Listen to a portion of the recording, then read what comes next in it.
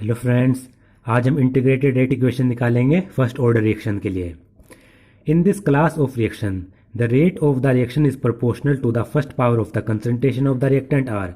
तो first order reaction में क्या होता है, जो रिएक्शन का रेट होता है वो रिएक्टेंट की कंसंट्रेशन के फर्स्ट पावर के प्रोपोर्शनल होता है। एग्जाम्पल के तौर पर जैसे रिएक्टेंट से प्रोडक्ट बन रहा है तो इसमें जो रेट ऑफ रिएक्शन होगा वो डायरेक्टली प्रोपोर्शनल होगा रिएक्टेंट की कंसंट्रेशन की पावर 1 के। तो इसकी डिफरेंशियल रेट इक्वेशन अगर हम लिखें, रिएक्टेंट से प्रोडक्ट बन रहा है, इसकी डिफरेंशियल रेट इक्वेशन क्या होगी, rate is equal to minus d R upon d t is equal to k R, फिर d R upon R is equal to minus k d t. अब ये कैसे हुआ, हमने क्या किया, इधर भी माइनस से मल्टीप्लाई कर दी, इधर भी माइनस से मल्टीप्लाई कर दी, -1 minus d R upon d t is equal to k minus की मल्टीप्लाई इधर हमने कर दी आर। अब क्या करेंगे, माइनस माइनस प्लस हो जाएगा, तो ये आर इधर ले आएंगे हम, इस डी टी को इधर ऊपर पहुंचा देंगे, तो क्या होगा माइनस माइनस प्लस, तो डी आर, आर नीचे आ गया है तो आर, क्योंकि इस आर को हम नीचे ले आए और डी टी को इधर पहुंचा दिया, और ये इधर हमने माइनस लगाया था तो माइनस के डी टी। इससे हमारी ये इक्वेशन आ गई।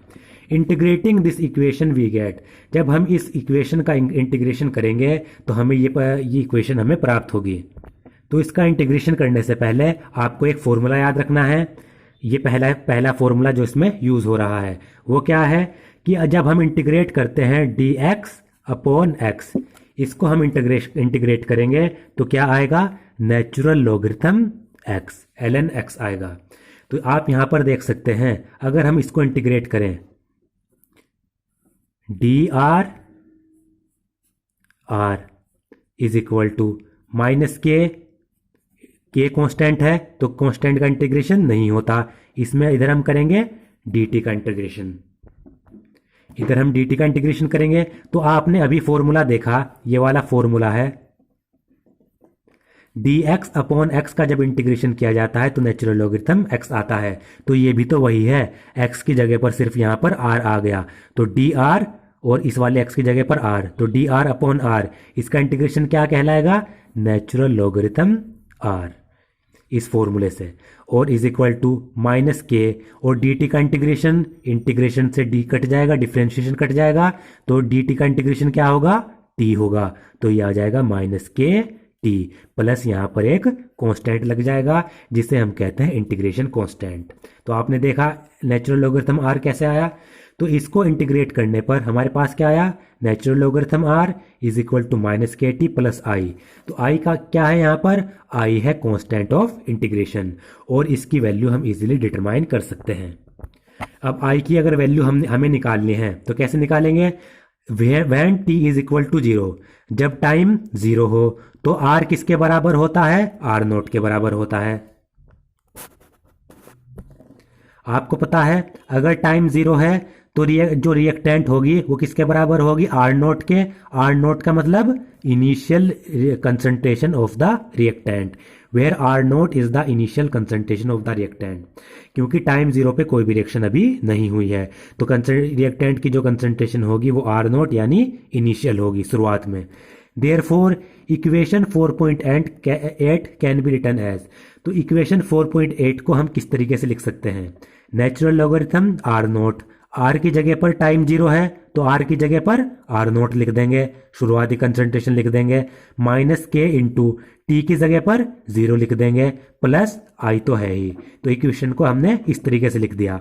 तो ये क्या हो जाएगा, natural logarithm R naught is equal to, जब के की 0 में मल्टीप्लाई करेंगे तो ये 0 हो जाएगा, तो यहाँ क्या बचेगा आई, तो आई की वैल्यू हमारे पास क्या आ जाएगी, I is equal to natural logarithm R naught. तो हमारे पास ये आई की वैल्यू आ गई।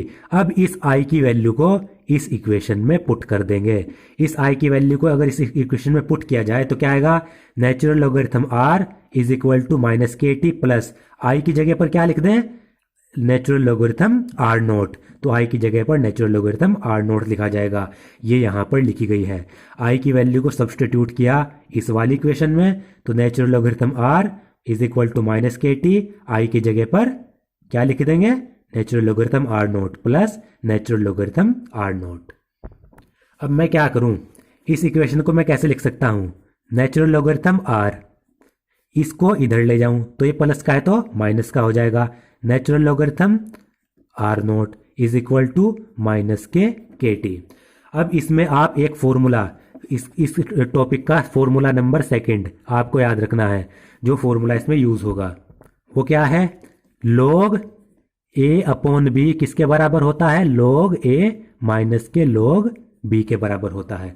या फिर इसको दूसरे तरीके से भी लिख सकते हैं, ये तो बेस्ट, ये लॉग बेस ई है, ई।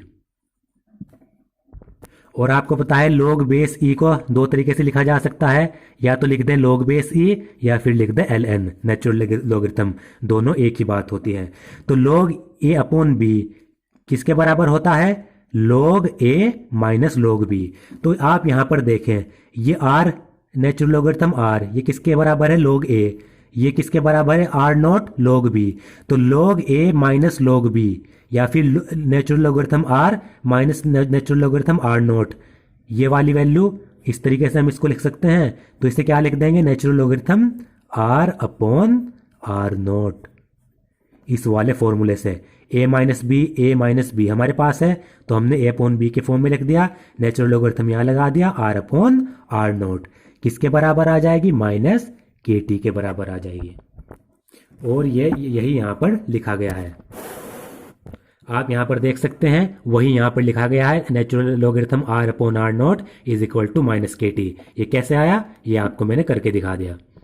और k is equal to 1 upon t natural logarithm r naught upon r, या फिर k की वैल्यू हम ये लिख सकते हैं। अब ये कैसे आई ये भी मैं आपको करके दिखा देता हूँ। अभी हमने क्या पढ़ा? Natural logarithm r minus natural logarithm r not पिछले वाली इक्वेशन में is equal to minus k t. अब क्या करूं मैं? दोनों तरफ अगर प्लस की माइनस की मल्टीप्लाई कर दूं, इधर भी मैंने क्या किया? -1 की मल्टीप्लाई कर दी, इधर भी मैंने -1 की मल्टीप्लाई कर दी, इधर ये -1 की मल्टीप्लाई है इसमें कर दी।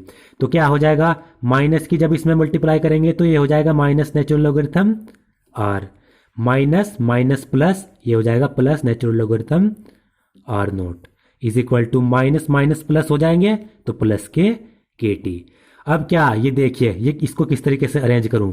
नेचुरल लॉगरिथम आर नॉट ये प्लस का है, माइनस नेचुरल लॉगरिथम आर, कोई दिक्कत है? कोई दिक्कत नहीं है इस तरीके से लिखने में। इसको इधर लिख दिया, इसको इधर लिख दिया, is equal to k T.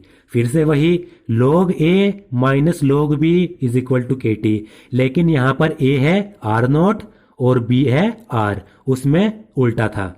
जो हमने पीछे पढ़ा उसमें a r था और b r नॉट था। तो इसको कैसे लिखा जा सकता है? नेचुरल लॉगरिथम r नॉट ऊपर upon r, natural logarithm r naught upon r is equal to k t. इस तरीके से इसको लिखा जा सकता है। यहां से अगर मैं t की वैल्यू निकालूं, k की वैल्यू निकालूं, तो k क्या हो जाएगा? ये t इधर मल्टीप्लाई में है तो इधर डिवाइड में, यानी 1 अपॉन टी डिवाइड में है, और natural logarithm r naught upon r, तो वही यहां पर आया है k की value 1 upon t natural logarithm r naught upon r। अब देखिए, इसको आगे करने से पहले हमने इक्वेशन 4.8 में पढ़ा था, natural logarithm r is equal to क्या हो गया? Minus k t plus natural logarithm r naught. ये इक्वेशन मैं आपको दिखा देता हूं। इक्वेशन ये थी 4.8, जब हमने यहां पर i की वैल्यू रख दी, इस इक्वेशन में i की वैल्यू रखने पर ये वाली इक्वेशन आई, यही वाली इक्वेशन का यूज हम वहां पर कर रहे हैं, यानी इक्वेशन 4.9 का यूज कर रहे हैं। तो इक्वेशन 4.9 का यूज करेंगे हम यहाँ पर, वो थी natural logarithm r minus k t plus natural logarithm r not. अब देखिए, at time t1 from equation 4.8 या फिर 4.9 देखिए, उससे आपको आसानी रहेगी। तो अगर टाइम t1 पर इक्वेशन 4.9 को हम किस तरीके से लिख सकते हैं? तो टाइम t1 पर रिएक्टेंट की रिएक्शन के जो रिएक्टेंट है उसकी कंसंट्रेशन क्या हो जाएगी? R1 हो जाएगी। तो टाइम t1 पर नेचुरल लॉगरिथम कंसंट्रेशन रिएक्टेंट की R1 is equal to T की जगह पर क्या रख देंगे? Minus k t one plus natural logarithm R naught. ये तो इनिशियल कंसंट्रेशन तो सेम ही रहेगी, तो T1 पर इनिशियल कंसंट्रेशन सेम रहेगी, T की जगह पर T1 आ जाएगा, और T1 टाइम पर कंसंट्रेशन क्या हो जाएगी, आर की जगह पर R1 हो जाएगी। एक तो ये हमने लिख दी, इक्वेशन 4.11 इसे मान लिया। अब टाइम T2 पर, यहाँ पर अगर टाइम T2 पर जो रिएक्टेंट है उसकी कंसंट्रेशन क्या हो जाएगी, R2 मान लेंगे। तो टाइम T2 पर रिएक्टेंट की कंसंट्रेशन R2, तो नेचुरल लॉगरिथम R की जगह पर R2 और यहाँ पर T की जगह पर माइनस के T2। इनिशियल कंसंट्रेशन सेम रहेगी, तो प्लस नेचुरल लॉगरिथम R0। अब क्या करें, अब हमें करना है इस वाली इक्वेशन में से ये वाली इक्वेशन माइनस करनी है। और यहाँ पर बताया गया है जो R1 और R2 हैं वो रिएक्टेंट की कंसंट्रेशन है T1 और T2 टाइम पर। अब हम क्या करें, इस वाली इक्वेशन में से ये वाली इक्वेशन माइनस कर दें। ये माइनस करके मैं आपको यहाँ पर दिखा देता हूँ। तो पहले ये वाली इक्वेशन लिख सकते हैं, नेचुरल लॉगरिथम R1, ये लेफ्ट हैंड साइड में से लेफ्ट हैंड साइड घटाएंगे तो माइनस नेचुरल लॉगरिथम R2। अब देखिए राइट हैंड साइड है, राइट हैंड साइड में से राइट हैंड साइड घटाएंगे तो लिख लेंगे, इसे यहाँ लिख लेता हूँ। पहले ये वाली लिख लूँ क्योंकि इसमें से घटा रहे हैं, तो माइनस के T1 plus natural logarithm R0। फिर यहाँ माइनस लगाएंगे क्योंकि इसमें से ये घटा रहे हैं तो माइनस का साइन तो लगेगा, फिर एक ब्रैकेट लगाएंगे।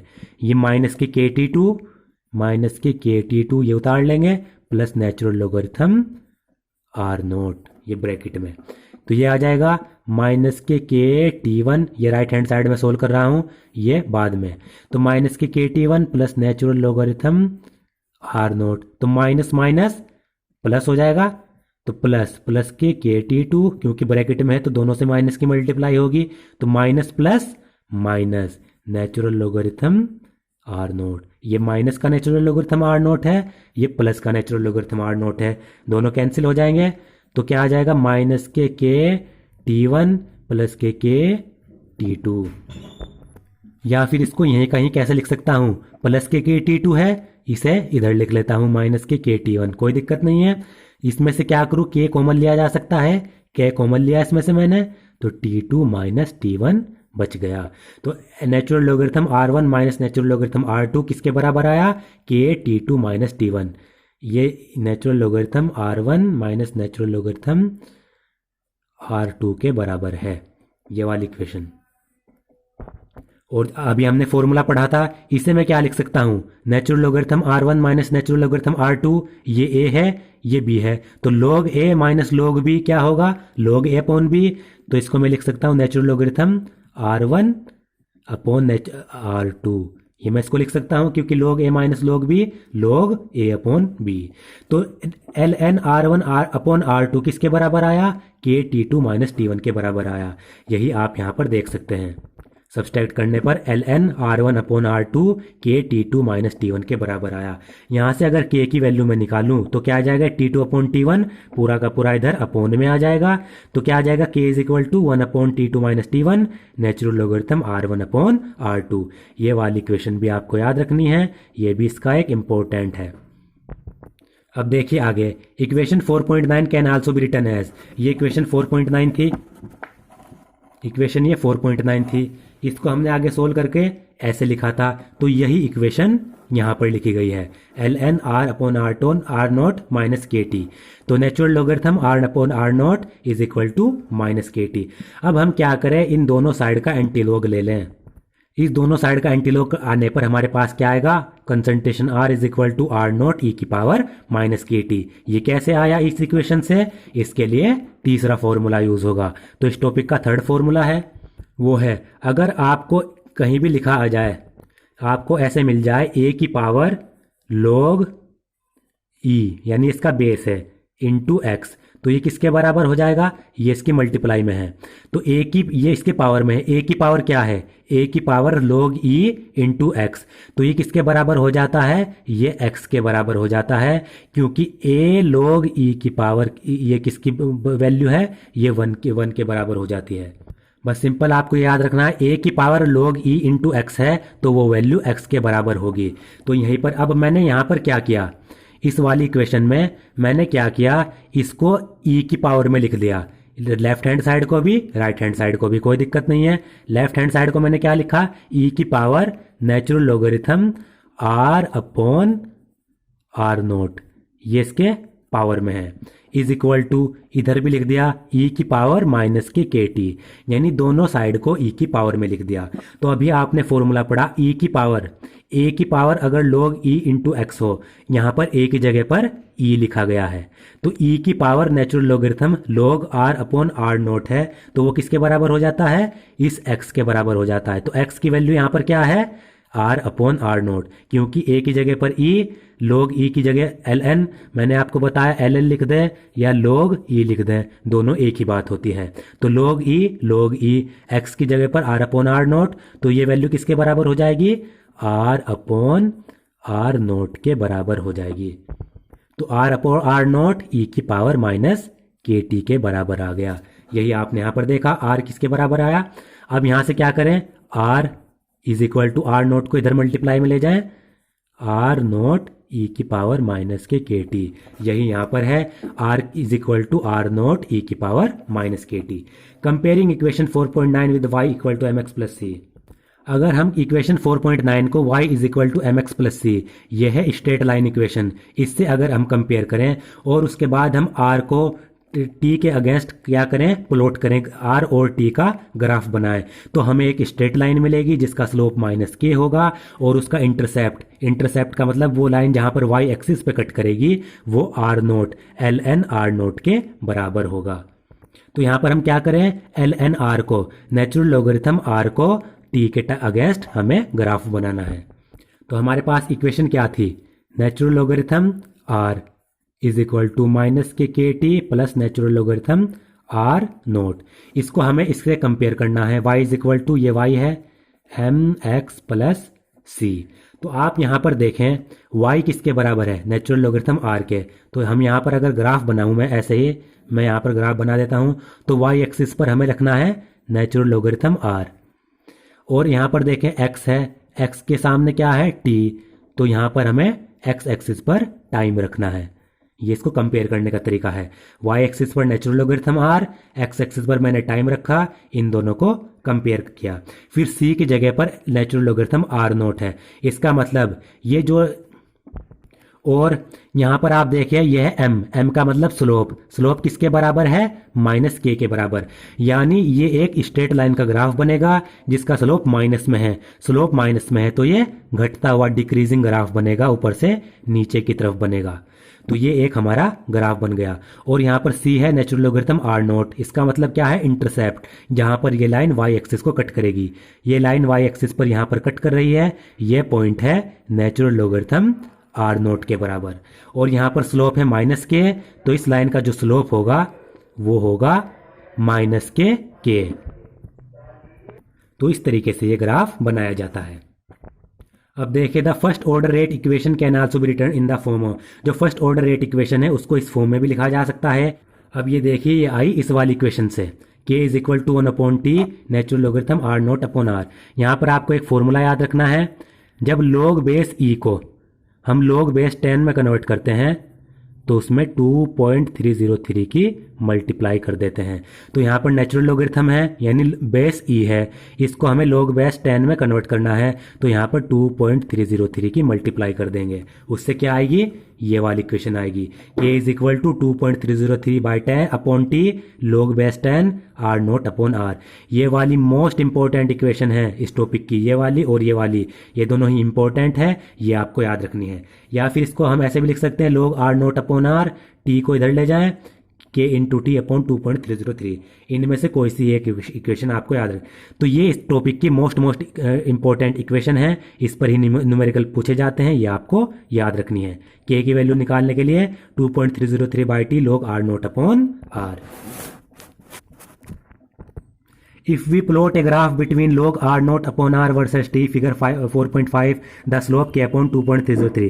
अगर हम क्या करें, जैसा फिगर 4.5 में दिखा गया है, log r naught upon r इस वाली वैल्यू का और टाइम का ग्राफ बनाएं, तो हमारे पास स्लोप आता है k अपॉन 2.303 स्लोप आएगा। ये आप इस फिगर में देख भी सकते हैं। ये 4.4 ये ग्राफ था जो हमने पहले बनाया, नेचुरल लॉगरिथम r और t का ग्राफ, ये यहाँ पर बनेगा, ये वैल्यू यहाँ पर नेचुरल लॉगरिथम आर नोट पर y एक्सिस को काटेगी t इक्वल टू 0 पर, इसका स्लोप माइनस के आएगा। अगर ये दूसरा ग्राफ है, इसमें क्या किया हमने, log r naught upon r इस वाली वैल्यू का पूरी का टाइम के रेस्पेक्ट में ग्राफ बनाया, तो उसका ग्राफ आता है ये सीधी स्ट्रेट लाइन आती है जिसका स्लोप पॉजिटिव होता है। log r naught upon r का जब t के रेस्पेक्ट में ग्राफ बनाएंगे तो स्लोप पॉजिटिव आएगा, जब नेचुरल लॉगरिथम r का बनाएंगे t के रेस्पेक्ट में स्लोप, तब आएगा नेगेटिव स्लोप ये ग्राफ बनाने पर। तो जब log बेस नेचुरल लॉगरिथम यहाँ पर बेस e है, इसका ग्राफ बना रहे तो नेगेटिव, यहाँ पर बेस 10 है, r नॉट अपॉन का ग्राफ बना रहे तो स्लोप पॉजिटिव, और स्लोप की वैल्यू क्या होगी, k upon 2.303। Hydrogenation of ethene is an example of first order reaction. अब फर्स्ट ऑर्डर रिएक्शन का एक एग्जाम्पल है वो है हाइड्रोजनेशन ऑफ इथीन। इथीन में जब हाइड्रोजन को ऐड किया जाता है तो C2H4 इथीन है, डबल बॉन्ड लगे होंगे इसमें, H2 इसमें ऐड किया जाएगा तो ये C2H6 यानी इथेन में कन्वर्ट हो जाएगा, दो हाइड्रोजन इससे जुड़ जाएंगे और डबल बॉन्ड सिंगल बॉन्ड में कन्वर्ट हो जाएगा। इसका रेट लिखा जाता है rate is equal to K C2H4 की पावर 1, फर्स्ट ऑर्डर रिएक्शन का एग्जाम्पल है। दूसरा है all natural and artificial radioactive decay of unstable nuclei take place by first order kinetics. तो जो अनस्टेबल न्यूक्लाई होते हैं उनका जो रेडियोएक्टिव डीके होता है वो भी फर्स्ट ऑर्डर काइनेटिक्स से ही होता है, यानी वो भी फर्स्ट ऑर्डर रिएक्शन है। तो रेडियो एक्टिव डीके वह प्रोसेस है जिसके द्वारा जो अनस्टेबल न्यूक्लाई होते हैं वो रेडिएशन से अपनी एनर्जी लूज करते हैं। इसका एग्जाम्पल भी यहाँ पर दिया गया है। 88-226 रेडियम है, ये अनस्टेबल न्यूक्लाई है, ये इसका रेडियो एक्टिव डीके होगा तो ये टूटकर हीलियम 24 प्लस रेडोन 86-222 में कन्वर्ट हो जाएगा। इसका रेट लिखा जाएगा KRA, first order kinetics. Decomposition of N2O5 and N2O are some more example of first order reaction. First order reaction के कुछ और एग्जाम्पल है, वो है N2O5 और N2O का डिकम्पोजिशन।